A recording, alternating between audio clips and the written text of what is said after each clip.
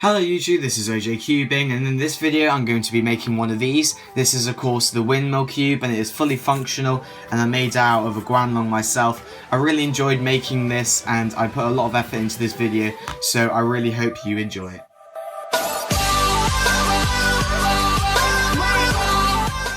So the reason I used a YJ Guanlong is it's a very cheap cube, which makes it superb for modding, and I decided to tighten up all the centres which will prevent the puzzle from moving about when I'm trying to saw it later on.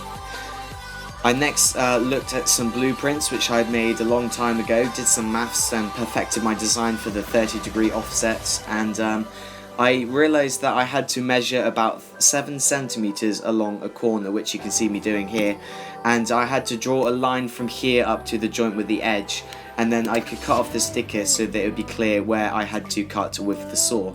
And so that made a quite funky pattern, but then I could take it over to the saw and just saw those bits straight off. And I could sand it down a bit, and once I got that, it looked like a very weirdly shaped octagonal barrel that was kind of skew-if, I guess. So I then peeled off all of the centre stickers, but I left on the white and yellow ones for reference. And I cut in some grooves onto all of the pieces around the middle layers, and that would help the milliput to bind to it when I needed to do that later on.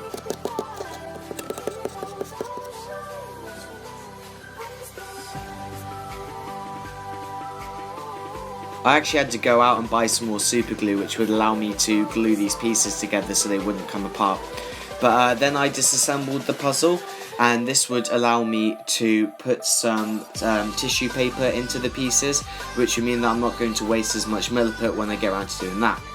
So here's the milliput. I decided to cut up about this much, and you need 50-50 in sort of equal amounts, and then you need to knead it together until smooth, and I always wear my plastic gloves for this because it can get quite irritant on your hand. So the next thing to do was to fill in the pieces that I had the tissue paper in, and I kind of pressed it down until it was roughly flat, but it doesn't matter too much because we can sand that down later on. And then I had to extend the corners into a 30, 60, 90 triangle, which would make it into the sort of size piece I wanted it to be, as you can see from this little triangle here. And of course I did that for all the corners and all the middle edges. And then I could take that and put it together into this spiky design, and then start on the other edges. And so this is going to be pressing up against the corners, slicing with a knife, and then pressing up again. And I did that for all of the top edges, and then that made this square.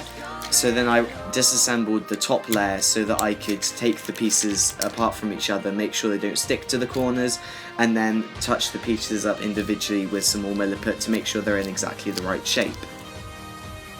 I of course repeated this for the centres and the edges on the bottom, and we ended up with a lot of pieces that I have finished modding now. And as you can see, it used up exactly one box of milliput, so that was quite funky. So what I wanted to do was assemble the puzzle and then sand it all down as one big thing. And you can see it's roughly cubic now, but the problem was that because some of the pieces were a bit too big and clunky, it ended up with one of the centres breaking just from the tension being so high. So what I ended up having to do was take all the pieces apart and just sand them down individually until they were roughly the right shape and size that I could reassemble the puzzle again.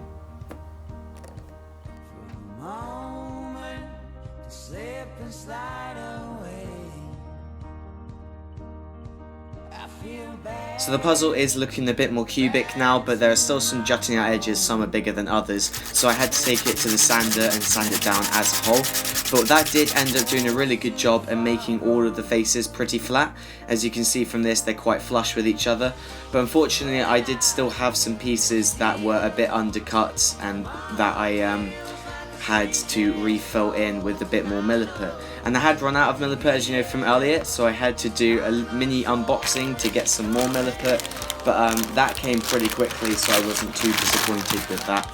And I could then go and take this milliput, mix up just the tiniest of bits more, and then I would be able to make up the new pieces with that, and just make them so that they're all large enough and all the right size and everything like that. There's only some minor detailing, but it was pretty useful. And I actually got this one piece that broke apart, not once, but as you can see here, twice, and that really annoyed me. But I did manage to overcome it, I remade them, it finally worked, and finally it was time to take off the rest of the stickers, and that of course made the puzzle look pretty much complete, as you can see here. And in fact it is complete in a sense. All we had to do was wash out the pieces, give them a nice bath, and that was just to make sure that there was no dust or grit or anything in them, so that I could then go and spray paint them, and then the pieces were pretty much done, so I could assemble the puzzle for the final time. And as you can see from this clip here, it is a pretty snazzy looking windmill cube. It is pretty much complete now, and here it is in its checkerboard windmill pattern. So all that was left to do now was go and sticker it. I decided to cut my own stickers, which was a lot more work for me, but it's really satisfying to know that the cube was entirely made by myself. And so here we go, this is the finished product. I am so happy with how the windmill cube turned out. If you guys want to give it a go, please do, because it is a lot of fun to make, and I think this has turned out looking incredibly. Here it is into the full windmill checkerboard pattern. Anyway, if you guys like this video, then please like it and subscribe, and I'll see you all in the next one.